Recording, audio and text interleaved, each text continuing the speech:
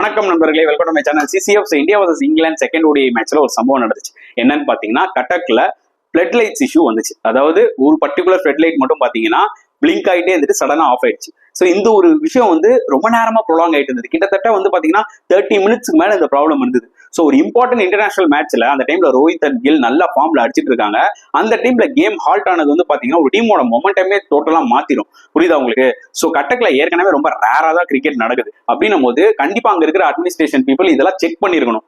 But அதை கோட்டை விட்டாங்க. டெஃபினட்டா அதுக்கு அவங்க பதில் சொல்லியே ஆகணும். இன்னொரு விஷயம் என்னன்னு பாத்தீங்கன்னா, பாகிஸ்தான் கிரிக்கெட்டை நம்ம கலாய்க்கணும். நானே வீடியோல சொல்லியிருக்கேன், இன்னும் கிரவுண்ட் ரெடி ஆகல, என்னையா லைட்ஸ் செட் பண்றீங்க, என்னையா அப்படி காமெடி பண்றீங்கன்னு சொல்லிட்டு. பட் நம்ம ஊர்லயே இந்த பிரச்சனை இருக்கு. இது எனக்கே ஒரு எக்ஸாம்பிள் தான்.